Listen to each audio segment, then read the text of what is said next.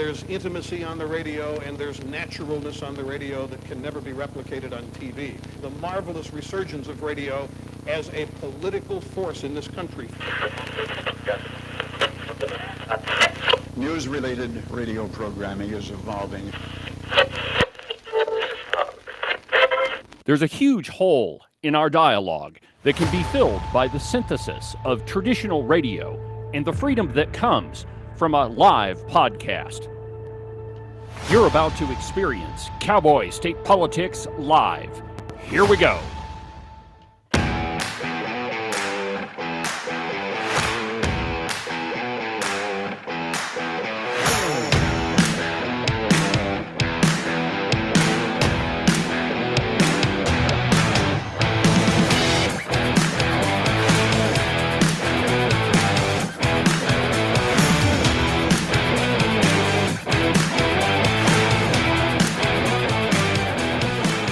Good morning, my friends, and welcome to another fantastic installment from very high above all the puerile and insipid forms of Wyoming mainstream media. This is Cowboy State Politics. I, of course, am your illustrious host, David Iverson, firmly ensconced behind the silver Cowboy State Politics microphone and broadcasting to you from the base of the Bighorns at the Cowboy State Politics Studio in Sheridan, Wyoming. Good morning, my friends, and welcome to the program. Happy Tuesday and another week of Cowboy State Politics Live. Well, my friends, the Wyoming legislature is, I guess the best way you could put it is melting down. Now, not in the normal sense of melting down. Generally speaking, when people talk about this or that melting down, it means it's going into a complete disaster. Not exactly the case. Take, for example, the Wyoming House of Representatives. The conservatives are in charge, definitely not the liberals. And the liberals, they don't know exactly what to do. The redcoats yesterday made sure that the House only debated one bill for the entire afternoon, from 2:15 until 5:30. The only thing that they talked about was House Bill 199, which I'm going to go into in detail in today's program. But that's the ESA bill. It's the one that would give $7,000 to homeschool parents for the for education supplies. It's not like they're getting written a check or anything. So that was the whole thing that they talked about all yesterday. Also on today's program, a number of things that the Trump administration is doing. They're moving at light speed, and in my personal opinion, I think that Donald Trump is remaking the GOP into something new, or perhaps something old, but we're going to talk about that too. Also, I need to give you a heads up on some scheduling changes for the program. My presence has been requested at a meeting every Friday morning, so we're not going to have a Friday program. We won't have Open Line Friday on the program any longer, simply because I can't be in two places at once. So we're going to switch Open Line Friday to Open Line Thursday, and then I'll just have to give you an update, throughout the weekend, and or maybe we'll play weekend update. We'll figure it out how it goes. The session, there's always things going on. And, sometimes it's more important to be, nothing's more important than sitting here talking to you, of course. But the only way that I can do that is if I've got the inside track on what's going on. So anyway, I've got to be at a Friday morning meeting. The meeting starts at 7:30, so I can't very well be at the Capitol and be here at the Middle Swamp studio at the same time. So anyway, we'll have Cowboy State Politics Live Tuesday, Wednesday, Thursday this week. I'll have to take off Friday because I've got that meeting, and then we'll just kind of figure out how it goes. So Thursday will be Open Line Thursday. Put it on your calendar. Make a note. Make sure that you don't miss that program, definitely, if you want to be part of the show. Later on today's broadcast, I'll go ahead and open up the phone lines. If there's something that's on your mind that you want to talk about, we'll just go ahead and open it up because there's a lot of things that are happening in the Wyoming legislature right now, and things are starting to heat up. But first, on the podcast today, I published a trailer, a teaser of the Wednesday episode. On Wednesday, I've got an interview with Wyoming Speaker of the House, Chip Nyman. It's a great interview. You don't want to miss it. We talk about his legislative priorities, and he clears up a lot of the misconceptions that have been floating around about House Bill 80. House Bill 80 is the ESG bill. The media has twisted that thing, contorted it, made it into something that it is not. And so the speaker and I sit down and we talk about it, and he dispels all those rumors. Now, when I did the trailer, I've discovered this morning the value of Easter eggs. And if you listen to the Cowboy State Politics trailer for Wednesday's interview, and there'll be a silence at the end of it, and then you'll hear this. I will tell Donald Trump when I see him next time that you liken him or compare him to a new motorcycle. I think he would like that. That audio didn't come out that great. But anyway, that's from my interview with Harriet Hageman. And I did compare Donald Trump to a new motorcycle. In fact, I said, Donald Trump being president, it's kind of like, you buy a new motorcycle and you park it in the driveway overnight, and you get up in the morning and it still doesn't seem real, right? It's way too brand new, and you're not really believing that thing is parked in your driveway until you walk out the front door and there it is. And you can go ride it and whatever. So anyway, when I was interviewing Harriet Hageman, that's what she said. The next time I bump into Donald Trump, I'm going to tell him that's what you said. So anyway, if you listen to the trailer this morning on Cowboy State Politics, there'll be a silence at the end of it, and then you'll hear that little soundbite. So anyway, lots of fun stuff happening on today's program. But we begin how Donald Trump is thwarting the mainstream media, and really he's kind of creating a new GOP. And most of it is through speed. Generally speaking, I would never be in favor of, I shouldn't say never, I would hardly ever be in favor of government moving at a rapid pace, because that's not how our system was set up. Our system was made to work slowly. Like the gears of government grind really slowly. And, a lot of us, we complain about how government never gets anything done. Well, that's kind of how it was intended, because if government moves fast, mistakes are made, people end up getting hurt, and you don't create quality legislation. Well, the left has been so successful in destroying in attempting to destroy our country that there are so many things that Donald Trump can fix, with the flick of his fingers, or with the flick of his pen, rather. By the way, I've got a new soundbite. This one's actually incredible. I've got it on the board. Take a listen to this.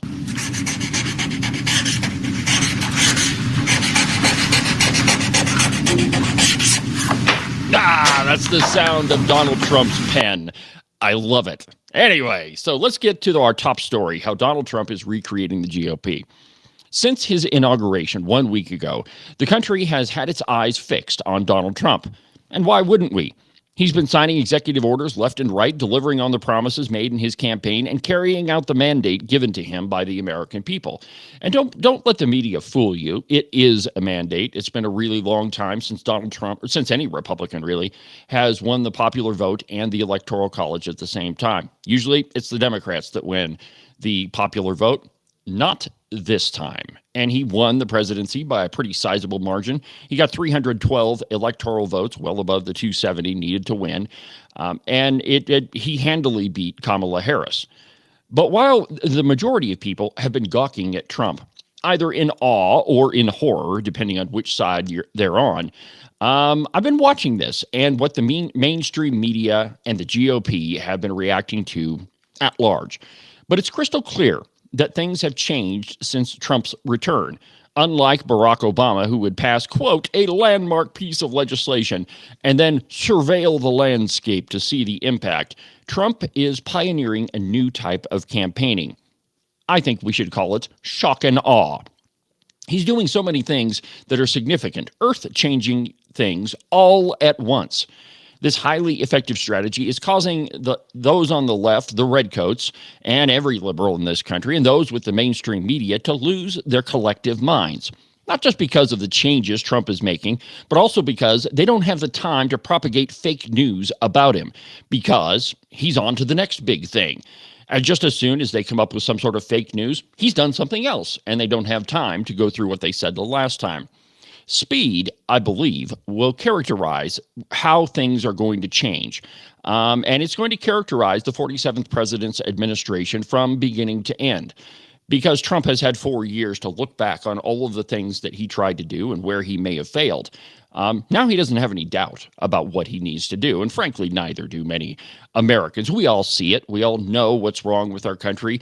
And even the redcoats and the Democrats know deep down that a lot of what the Biden administration did was absolutely wrong and was destructive to this country.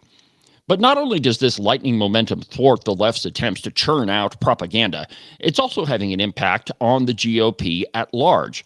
Republican members of Congress specifically are benefiting from Trump's rapidity. Now, many of them who are not as based as we would hope and are fearful of the mainstream media attacks, or of being called a racist or a xenophobe or a Nazi or inhumane or anti-migrant or whatever stupid thing the left comes up with and they call us. But because of the speed at which the Trump administration is operating, these Republican members of Congress are not really sustaining that kind of fire from the mainstream media. Now maybe they'll get to feel the heat in for 2 seconds, but then it's over. And anyone can tolerate the heat for a few seconds.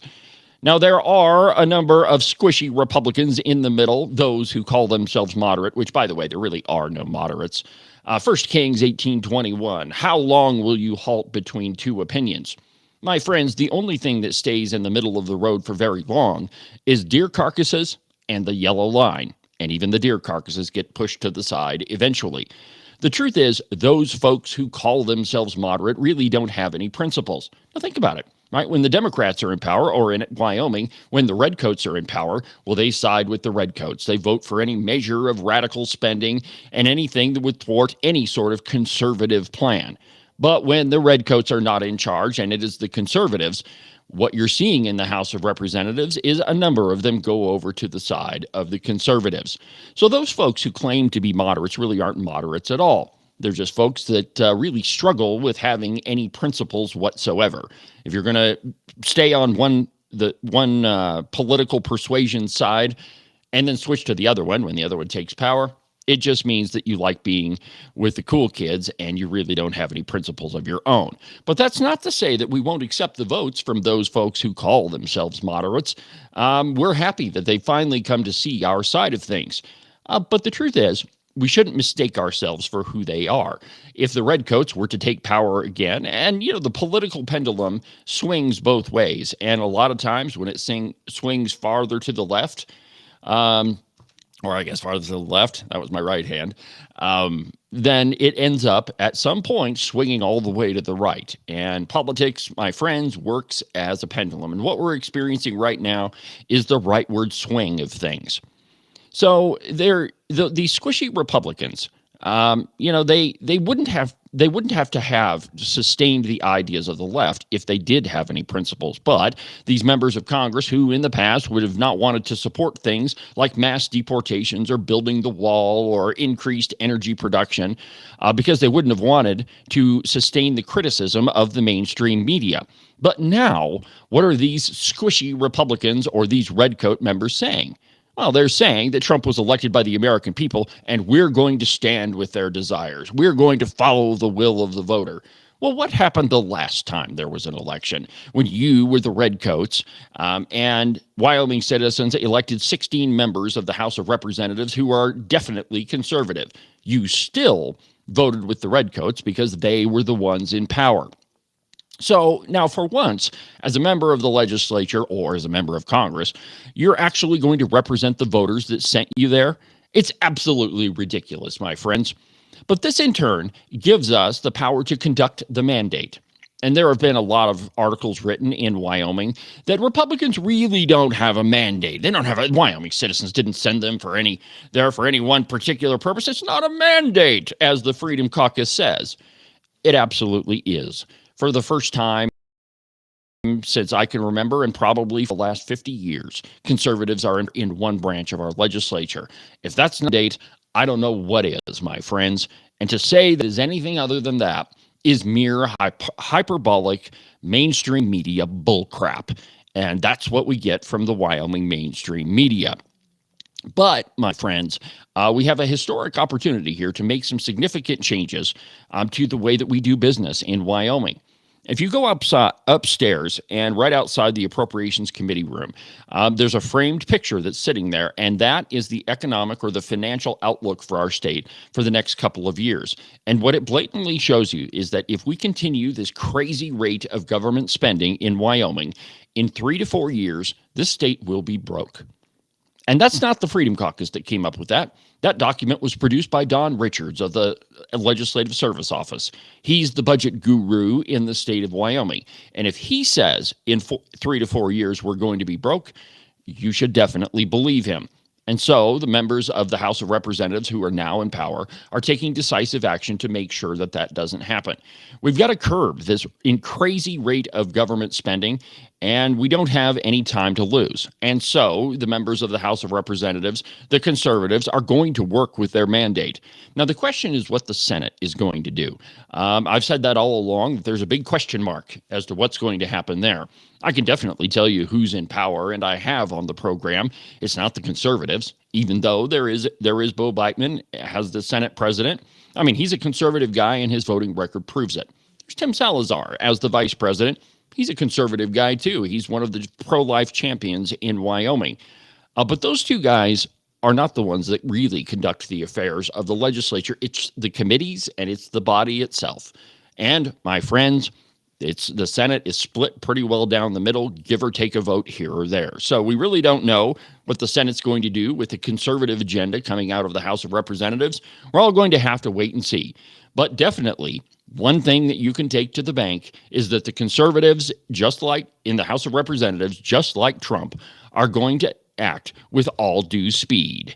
In a moment, we're going to get back to some of the news and probably the only thing that was talked about in the House of Representatives yesterday, House Bill 199, the Education Savings Account bill. Wow, man, kiddies are going to die if that thing passes. We'll do that in just a second.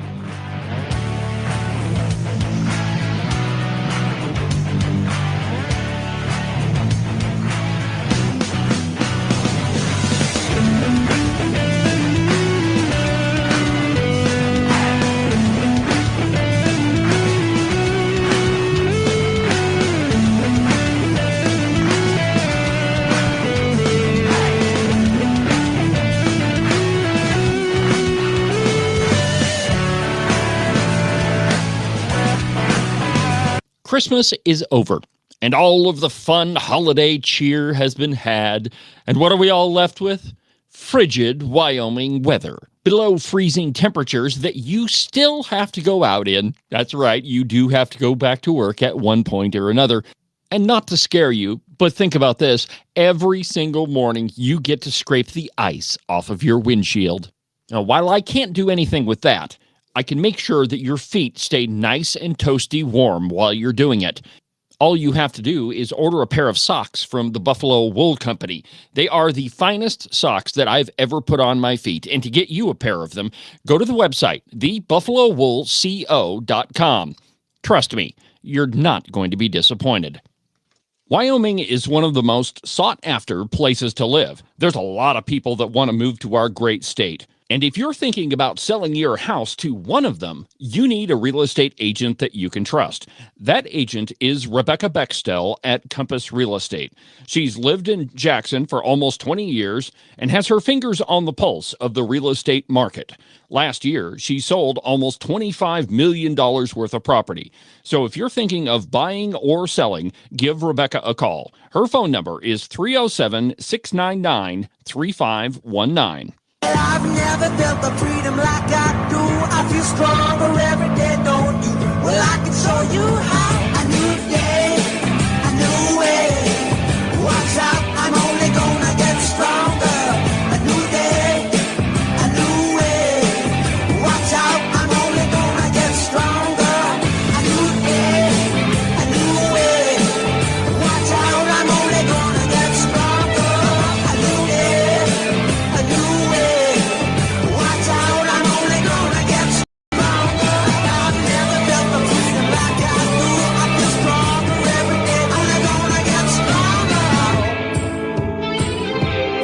Cowboy State Politics is only going to get stronger. The program is only going to continue to expand. This morning it hit 320,000 downloads. And it's counting, my friends. Wyoming's conservative voice. I am David Iverson behind the silver Cowboy State Politics microphone. Documented to be almost always right 98.97% of the time. And the truth is, the number's probably a little bit higher. It's been a while since I calculated it. So, that's not really one of those things that I focus on. I focus on just taking care of you and making sure that you have the information you need to fend off any of those redcoats. And yesterday, my friends, the redcoats were on full display. And I've got a bunch of sound bites I'm going to play for you here in just a second. But first, if you want to be part of the program, the phone number here in the Middle Swamp studio is 307-374-8989. 307-374-8989 if you want to be part of the broadcast. If you got something on your mind, something one of these redcoats has done has irritated the crap out of you, well, go ahead and give me a call. 307-374-8989. And I'd be happy to talk with you about it. Well, yesterday, in the afternoon anyway, the House of Representatives only dealt with one bill, House Bill 199. And first, we have to really understand where the left really gets a lot of their power. And that's in the education system. In my opinion, one of the big problems with the Wyoming Constitution is it guarantees that we're going to pay for a high-quality education. I think that everybody deserves to be educated, but I don't know that it's we, the taxpayer, that need to pay an unending amount of money to pay for it. And so that is the source of the left's power. And if you think about it, right, if there is an unending supply of money that goes to Wyoming education and to the University of Wyoming, well, then the left has carte blanche to indoctrinate our children in any way that they see fit. And they have. I can't tell you of how many parents I've talked to that have sent their children to the University of Wyoming. And conservative people, and their kids come out of the university as liberal as Bernie Sanders. And it's, they're all left kind of sitting there going, what the heck happened? We didn't raise this kid that way. And they went to a Wyoming school. So why the heck would they be, so crazy liberal? Well, it's because the left has had a stranglehold on education for a really long time. And House Bill 199, that's the Education Savings Account bill, scares the ever-living crap out of them. Now, yesterday on the floor, Representative Jamie Lean, which I have to tell you, I really like her. She's well-spoken from the microphone, has conservative principles, and she's not afraid to get up there and tell the redcoats what she thinks. But and I think that in one quick soundbite, she encapsulated the objection that the redcoats and the Democrats have, the reason why they're fighting this bill so hard. Take a listen to this. I oppose this amendment because when we leave in the assessment value, you now are forcing those that are taking the ESA money to teach to the standards of public education. Those that will be applying for this are doing that because they want to teach something different than public education. There you go. That is the essential thing that the redcoats are terrified about, because there might be an option for parents to send their children or to educate them in a way that the state doesn't have any say in it. And the redcoats just can't have any of that. It was amazing on the floor of the House of Representatives, my friends. Pretty much every single person that spoke out against House Bill 199 was in education. And you would have thought that the earth was going to stop spinning on its axis, that mountains would fly off into space, and that everything was going to come to an end, that puppies would die and little kitties' noses would start bleeding if this bill passed. And the reason for it is they can't abide the possibility that parents don't have to send their children to public education. And to make things worse, that they can get some state money to do that. Now, the only thing that House Bill 199 does is it sets up basically an exchange where parents would get a voucher and they would get $7,000 for educational supplies. They don't get written a check. Wyoming taxpayers are not going to be filling out all sorts of checks and sending them out into the ether, as the redcoats would have you believe. That's not what's going to happen. That parents would just have basically a $7,000 voucher to get, whatever curriculum or supplies they need from approved vendors. And the biggest problem here, and what the redcoats hammered on for 3.5 hours, is there has to be some accountability. We we, the government, we have to make sure that these kids are being educated properly. Well, the truth is, that's not their place. That's not the place of the government to make sure that anybody's children are educated in any way. And yet, over and over and over, all you heard was there has to be some accountability. If we're giving state funds, we have to make sure that these kids are being educated properly. A good friend of mine once said that, give me a blackboard and a Bible, and I'll teach your kid everything that they need to know. The truth is that we don't need to spend over $20,000 a student to educate them. And I didn't grab the soundbite because I was kind of in a rush this morning, but one of the representatives, actually, it was Representative Julie Jarvis. She said that 80% of that $20,000 goes to staff, that only 20%, that is 20 cents out of every dollar, actually ends up teaching that kid. And yet we spend, and I think the Craig report number from the most recent one anyway, was $21,700 that we spend for each and every kid that's educated in the state of Wyoming. $21,000. Now, a good comparison is if you look at South Dakota. And by the way, that $21,000, that equates to scores that are basically mediocre. Pretty much every year, Wyoming ranks right in the middle of the pack as far as test scores. We're not like number 25 or 26 or 27, but we're not stellar. We're not exceptional in any way. We're just mediocre. We're middle of the pack. There was a study done, and I think it was Charlie Scott that brought attention to it last year, that in current assessments, only 40% of graduating eighth graders scored a proficient level in reading. Reading, my friends. Our public schools are not even teaching the majority of their students to be proficient in reading the English language, let alone being able to spell it, speak it, or even write. Not even half are proficient. Representative Pepper Ottman got up, and I really love Pepper, but here's what she had to say on that very point. Take a listen to this. There was one other thing. As far as reading scores and things like that, for about 4 years, I heard every year that our scores are going up, our scores are going up. They were really, really reaching high to proficient.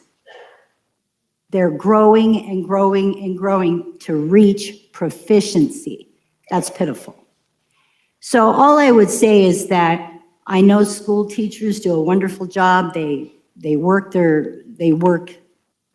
sincerely. But when you're talking about curriculum and you're talking about people that have a sincere desire for their children to get out of a system and into another way to try that and be better, I don't think we should be criticizing that. And 7,000 compared to 30-some thousand and $44 million schools and all of these things. Okay, all right. Pepper's throwing out a lot of numbers there, and I don't know about the accuracy of them, but I can tell you that the Craig report last year said we spend $21,700 per student to educate them in the state of Wyoming. Now, of course, if you go to a smaller school district, that number's a little bit up because that $21,000 number, that's the aggregate across the entire state. Smaller school districts obviously spend a little bit more per student.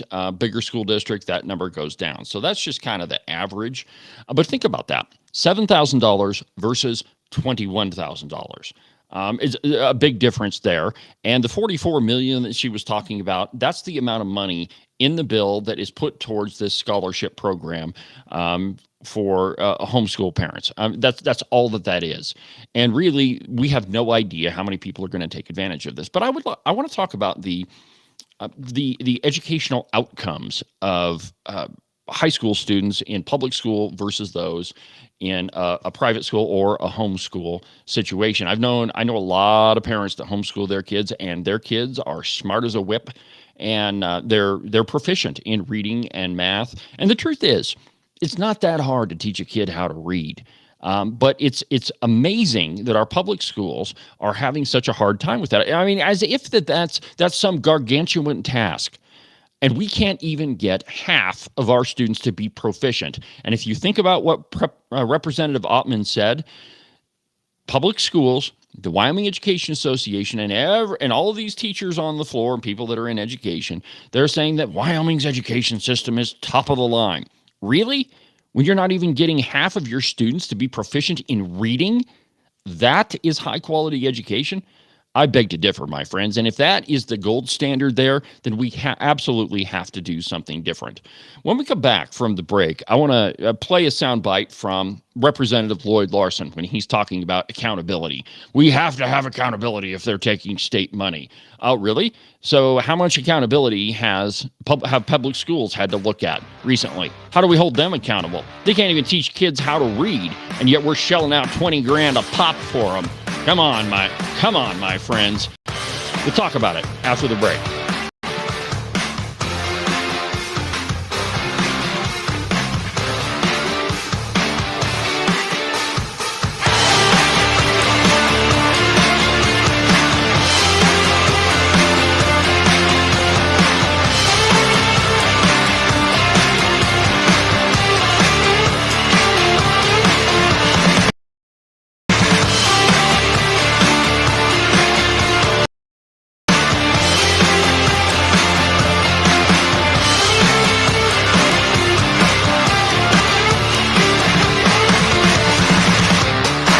You can listen to Cowboy State Politics live every Monday through Friday at 10 a.m. on the Independence Network. Make sure that you subscribe and follow the Cowboy State Politics podcast. You can do that from the website, cowboystatepolitics.com, or anywhere that you get your podcasts. That way, you'll make sure that you won't miss a single episode of Cowboy State Politics. Cowboy State Politics is sponsored by FreedomGoldUSA.com. They are the working man's gold company. The economy is in turmoil. The stock market pretty much is out of control, and you never know what's going to happen with your finances or your income. One way that you can shore up everything is by investing in gold and silver. Go to freedomgoldusa.com/David for a free interview to discuss your options and find out if gold or silver is right for you. One more time, that's freedomgoldusa.com/David.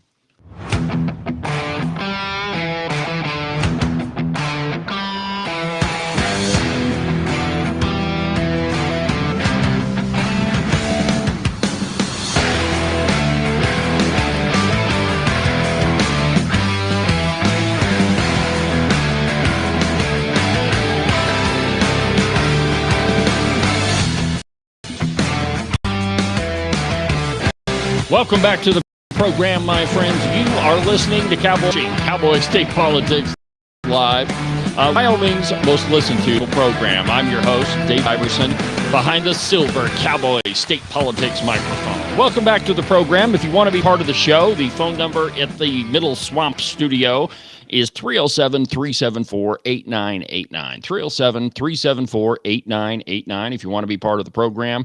If there's something on your mind that you want to talk about, go ahead and give me a call. I'd love to visit with you. There's a lot of stuff that's happening in our Wyoming capital right now, and it is happening at a furious pace. You know, Wyoming is different than a lot of other states. We still have a citizen legislature, and we have a limited amount of time to get all of this stuff done. There's probably going to end up being over 700 bills left to be filed, or that are going to be filed, and we only have 40 legislative days to do it. And if you don't know, 1 year we'll have a general session, and it's 40 days long, 40 working days, that is. And then the next year, we'll have a budget session, and that one's only 20 working days long. We don't have a year-long legislature like some other states. And frankly, you know, I think that we could go to a session every other year like Texas does. I mean, nobody's liberty is safe when the legislature is in session, and the less they are able to screw things up, the better. But, you know, there are some good bills that are going through. And today on the program, we're talking about, at least for the majority of the show, we're talking about House Bill 199. And the education lobby and the Redcoats went to great lengths yesterday to try to defeat that bill. There was over 5 different amendments. Each and every one of them would have gutted it. And it all revolves around, well, we in the education cabal, we have to be able to monitor what these parents are doing. We have to make sure that they're educating their kids in the correct way to our standards. Well, the truth is that's not the job of the government. That's the parents' right to educate their children in any way that they see fit. You don't have to send your kids to public school. In fact, I think the best thing that you could probably do for your kids is to homeschool them. But that is not the case if you listen to the Redcoats, like Representative Lloyd Larson. Now, this one's kind of a long soundbite, so we're going to have to take it a bit at a time. But anyway, let's go ahead and take a listen, and then we're going to do a stop and start. I support the amendment because I do agree that there's got to be accountability on whether the education provided by these providers that are receiving funds is having the impact that we would expect. Now, we've gone back. Okay, all right. So we have to have accountability. We have to make sure that these education providers are having the impact that we, the legislature, demand. Okay, what about the public school system? Where is the accountability for that? Why is it that we can't teach our kids how to read or spell or count change back? Why is that? Well, they can't even write in cursive. They can't even read our founding documents. And it's not because of the cursive. It's because they just can't read. I run into a lot of people, younger people, and when you look at their handwriting, it looks like it's a 5-year-old that's doing the writing. That's because, we don't focus on those tasks any longer. Everything is on computers. And, a representative and I were talking yesterday that, we have to teach new math, and I don't even understand this new math, counting the tens and all that. I just don't get it. But we hand a kid a calculator, and then later on, we wonder why they can't do multiplication without having that calculator in their hands, why they can't even figure out what 3 times 12 is. Well, it's because we focus too much on technology and not enough on the things that really matter. Reading, writing, arithmetic. Those are the jobs. But, the whole point here, and I'm kind of getting a little off topic, but public education doesn't have any accountability right now anyway. And Lloyd Larson and all of the Redcoats on that floor, though, let's be honest, their amendments weren't going to pass anyway, but they're demanding accountability. But there's no demand for accountability from the public school system. They just assume that our public school system is doing fantastic. Let's listen to a little bit more of Double L Lloyd Larson.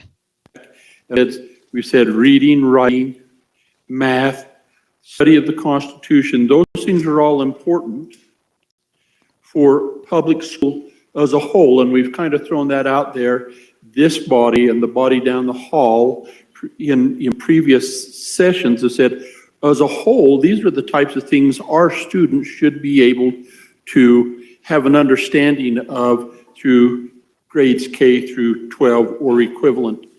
And I would think for receiving public funds, there would be some expectation that the providers, granted there's some flexibility in there, that we should be able to track and see that they are receiving an adequate education in some regard to those same disciplines. Now, if a parent chooses that they just don't want to do that and want to go to a completely different path, we don't restrict that. If you want to homeschool and go on a different way, I respect that, and I think that's No, I don't think that you do. There was 3.5 hours worth of debate as to how homeschooling parents, they're just going to destroy their kids' future. They're not going to teach them. They won't be able to read. They won't be able to write. They can't do math. They don't even know history or science. I think all of that is bullcrap, and it's hyperbole. And it's hyperbole coming from those people who get a ton of money from the Wyoming Education Association. And whether or not they admit it, it's very clear. You're not going to fight this vociferously if you don't have, some skin in the game. If there isn't something for you. And I think that either A, they're getting a ton of money from the Wyoming Education Association, or they're scared to death of them. That if they don't go along with their plans, well, then, in the next election, the WEA is going to pull out all the stops and get them unelected. Make no mistake, my friends, a lot of this boils down to politics. And if you don't think that politics runs the state of Wyoming just like it does everywhere else, you're out of your mind. Probably the classic example was way before the election. The Wyoming Education Association took out gigantic ads against Representative Jeanette Ward, and they were pretty horrible. They showed up on the top banner of the, you go to their website, and in some cases, it was like 3 inches wide. Well, maybe 2 inches wide on your screen, but it was big.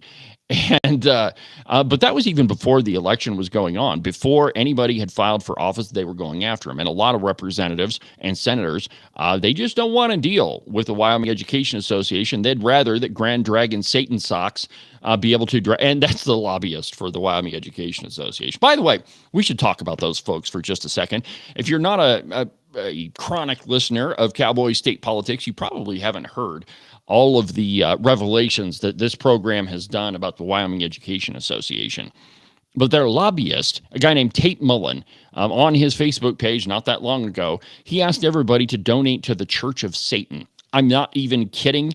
There are links to it on the Cowboy State Politics website. You can go look at it. You can see it for yourself.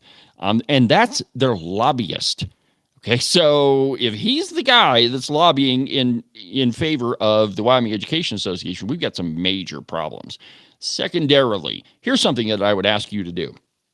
Get on Google or whatever search engine you prefer to use and type in the words WEA, Safe and Just Schools Cadre. Wyoming Education Association, Safe and Just Schools Cadre. And what you'll find is a page that's got all their goals and a bunch of programs that they use to educate teachers. But what's interesting is the logo that they use for this group. It contains the socialist fist on it. And when asked about it, of course, they were going to, oh, no, it doesn't have anything to do with that. It's about power. yeah, we know. We know it's all about power for socialists. But that's the logo that they choose to use. And if you scroll, it's been a while since I looked at the website, but if you scroll all the way to the bottom, it used to have a little section where they admit that they're training teachers to become activists.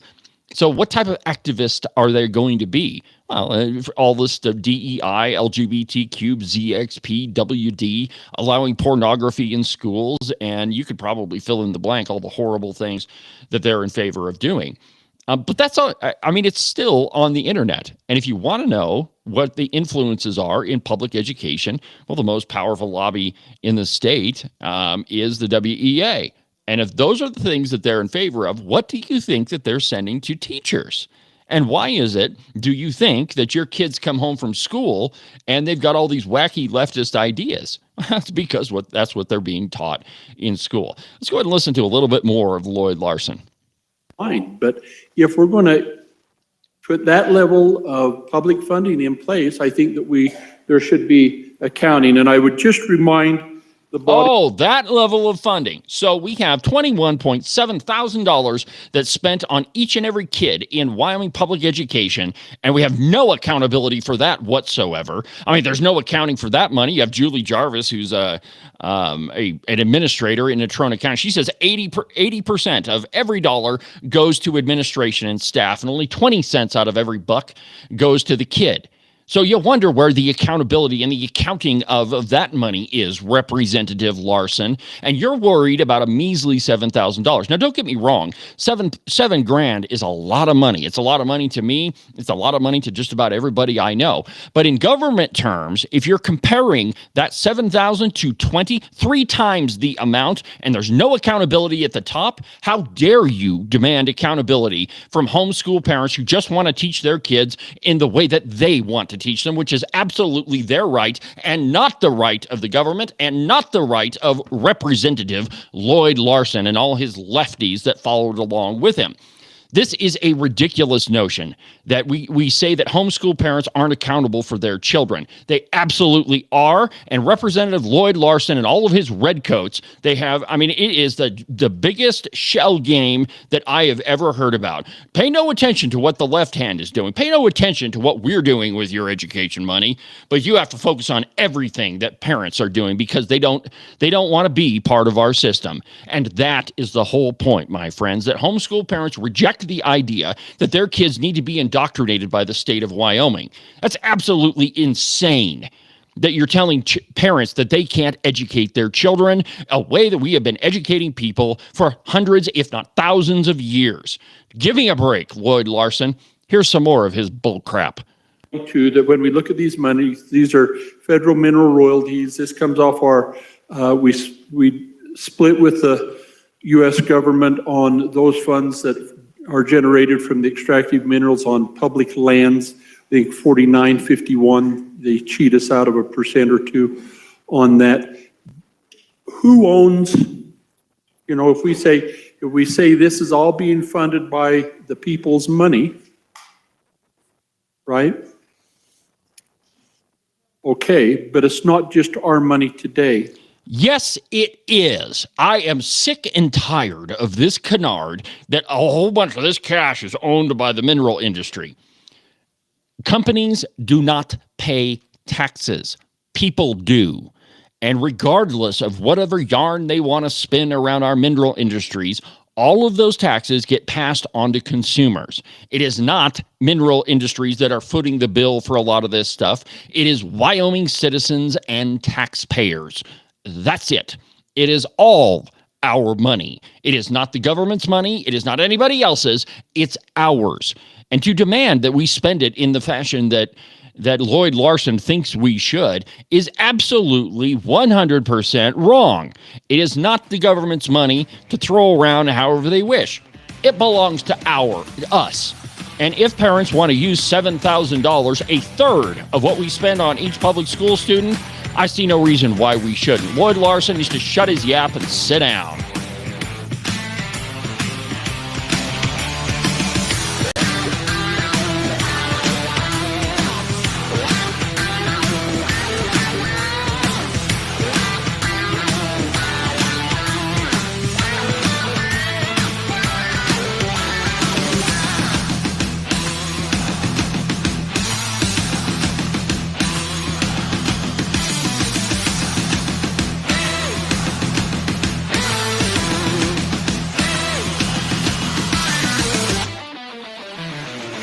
You are listening to Cowboy State Politics Live on the Independence Network.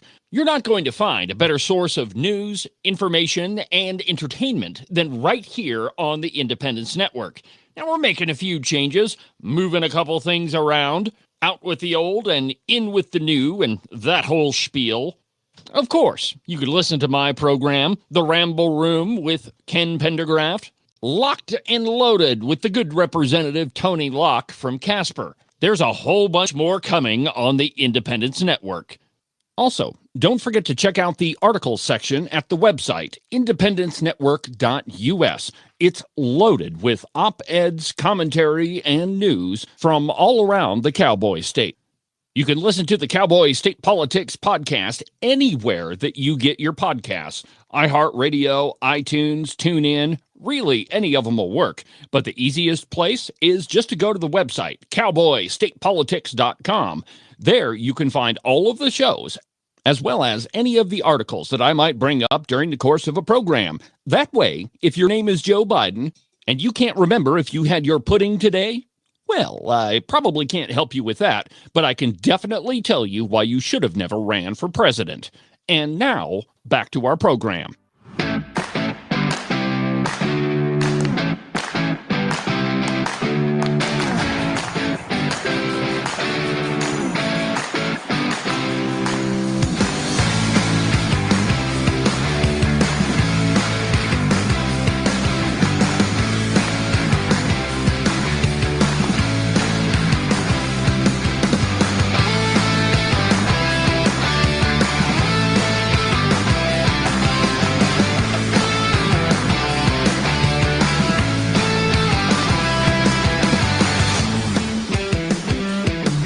Welcome back to the program, my friends. Cowboy State Politics Live on YouTube, on Facebook, on X, on Rumble, on a whole bunch of different places. Make sure that you don't miss tomorrow's installment of the podcast. It's an interview with Wyoming Speaker of the House, Chip Nyman. We talk about his legislative priorities, and we straighten out a lot of the bullcrap that's been promulgated by the Wyoming news media about House Bill 80. That's the ESG bill.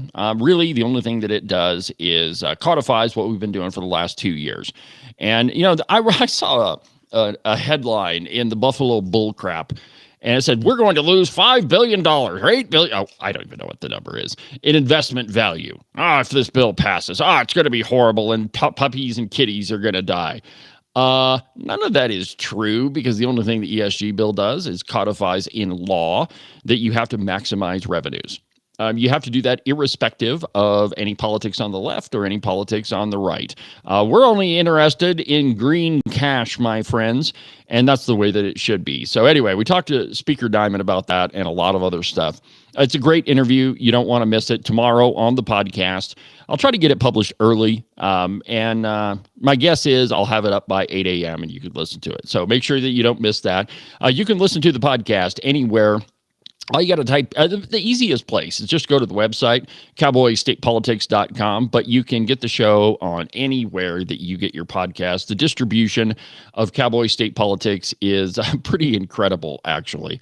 If I look at up all the places that are hosting the podcast, it's outfits that I didn't even know that they existed until they picked up the show. So anyway, you can get it anywhere. Just type in Cowboy State Politics into a search engine and you can find it. Now, one of the actions of the Biden administration that I have been very outspoken about is their prosecution of Christian conservatives in their opposition to abortion clinics. And most of that has been done using what's known as the FACE Act. That's the freedom of access to something, but basically it's always been used to prosecute people who pray outside of an abortion clinic. So from Breitbart News, the Trump DOJ promises to end the weaponization of the FACE Act, drops 3 cases. President Donald Trump's Department of Justice issued a memorandum Friday pledging to end the weaponization of the Freedom of Access to Clinic Entrances Act and dismissing 3 ongoing FACE Act cases. The FACE Act is a 1994 law that prohibits, quote, violent, threatening, damaging, or obstructive content intended to injure, intimidate, or interfere with the right to seek, obtain, and provide reproductive health services, which is a contradiction in terms anyway, because it's not reproductive services. It's killing a baby. But anyway, the act was written to equally protect abortion clinics, pro-life pregnancy resource centers, and churches. However, 97% of FACE Act cases since the law's inception have been against pro-life advocates. The Biden administration used the law to aggressively prosecute and sometimes imprison pro-life activists.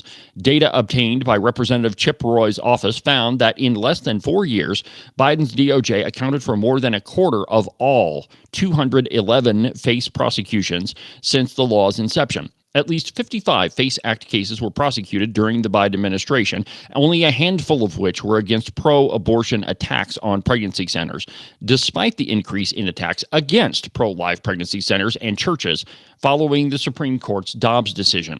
Quote, President Trump campaigned on the promise of ending the weaponization of the federal government and has recently directed all federal departments and agencies to identify and correct the past weaponization of law enforcement. To many Americans, prosecutions and civil actions under the Freedom of Access of Clinic Entrances Act, or the FACE Act, have been the prototypical example of this weaponization, and for good reason, the DOJ memo reads. Even though more than 100 crisis pregnancy centers, pro-life organizations, and churches were attacked in the immediate aftermath of Dobbs, nearly all prosecutions under the FACE Act have been against pro-life protesters.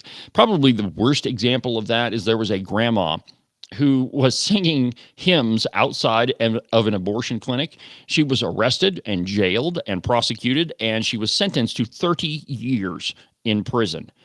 Oh my God, my friends. And it's absolutely incredible. Now, here's a soundbite from when Trump was signing the pardons of all of these people. Take a listen to this.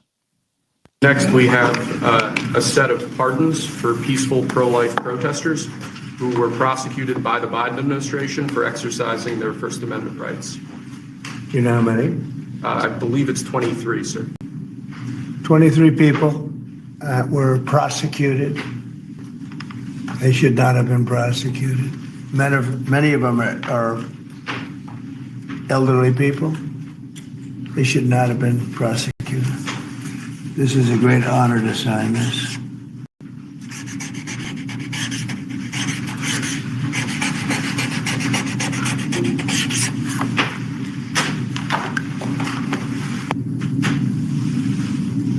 They'll be very happy.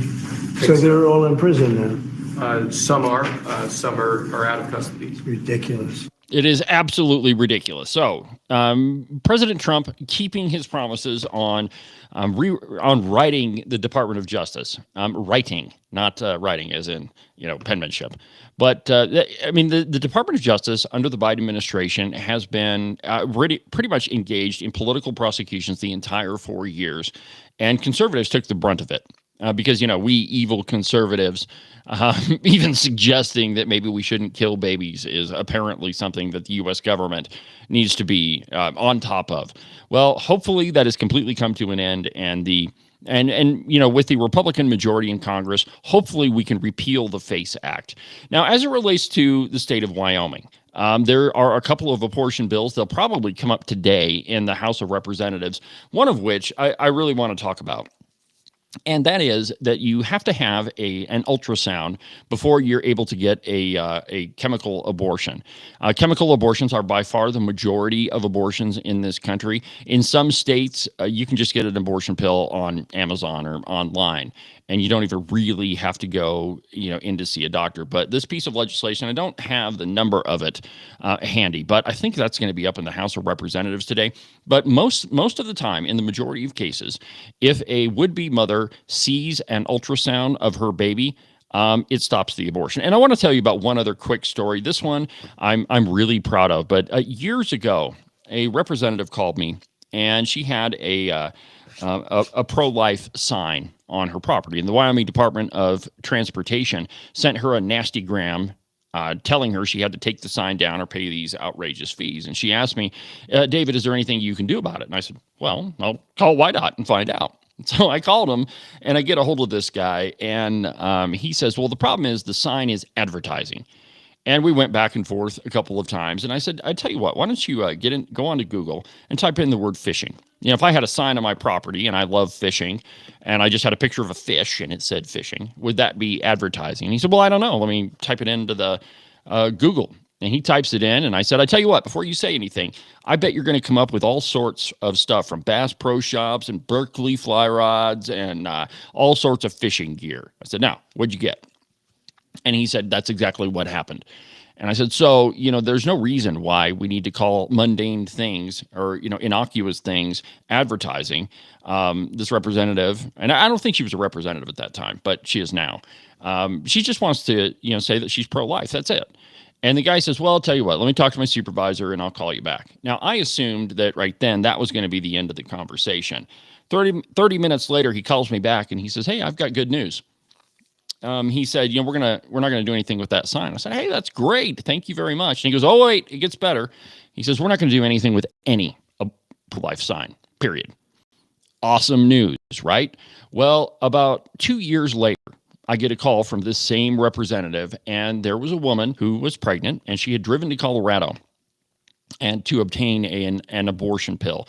And on the way back, she drives by this sign, and the sign actually said abortionpillreversal.com. That's what YDOT was objecting to. Well, she saw the sign, and she pulled over, and she went to the website. The website directed her to a pregnancy center in Casper, went to the center, and that baby is alive today because of that sign. You see, my friends, little actions that we take to protect life have a monumental impact, and we can never really know what that impact is. But in that one case, that one phone call, that one representative fighting for the pro-life cause, fighting for little babies, resulted in another human life being saved. The truth is, my friends, we need to get away from this language surrounding abortion. The reason why we use the term abortion is it's clinical. It allows us to talk about a horrible act without throwing up in our mouths. And when I think of the term abortion, what I think of is, somebody's in the space shuttle and they're going up, or in a rocket or something, one of Elon Musk's rockets, and something goes wrong and they say, abort, something's wrong with the mission, push the big red button. But it's a clinical term, right? It doesn't have the feeling behind the act of what's actually happening. Really, what we should do is just refer to abortion as killing babies, because that's what it is, essentially. I mean, well, not essentially, but that's what it is. And we need to stop using language that allows us to sanitize the horrible acts that we're actually. The truth is, my friends, this country has murdered. And I do use the word intention. We've murdered over 65 million babies. Holy crap, my friends. 65 million. Interestingly enough, the president of Planned Parenthood died the day on inauguration day. Now, I'm sure it's just a coincidence, but I can't imagine what that lady's after that. I didn't mean to use the word lady. I can't imagine what her afterlife is like, but pretty interesting. But anytime that we can stand up for life, that we can stand up for little children, we should do that. And there's 2 bills that are up in the Wyoming legislature, and I'm pretty sure they'll be heard in the House today. Here in just a couple of minutes, I'm going to finish the program, and I'm going to head over to the Capitol and hopefully watch those bills pass the House of Representatives. A couple of announcements. Again, at the beginning of the program, I told you we're going to have to shuffle the schedule a little bit. My presence has been requested every Friday morning at 7:30, so I can't very well do the program and be at that meeting at the same time. So for the time being, Cowboy State Politics Live is going to be Tuesday, Wednesday, Thursday. Thursday will be open line Thursday. We got to have a day where you can just call in and talk about whatever you want. So we'll do that on Thursday. Also, don't miss the podcast that's going to be released tomorrow, the interview with Speaker of the House, Chip Nyman. You can get that on the website, cowboystatepolitics.com, or anywhere that you get your podcasts. Also, don't forget to subscribe and follow the show. That way that you can be notified each and every time there's a brand new episode of Cowboy State Politics. So for now, from the Middle Swamp, I'm David Iverson, and this is Cowboy State Politics. See you tomorrow.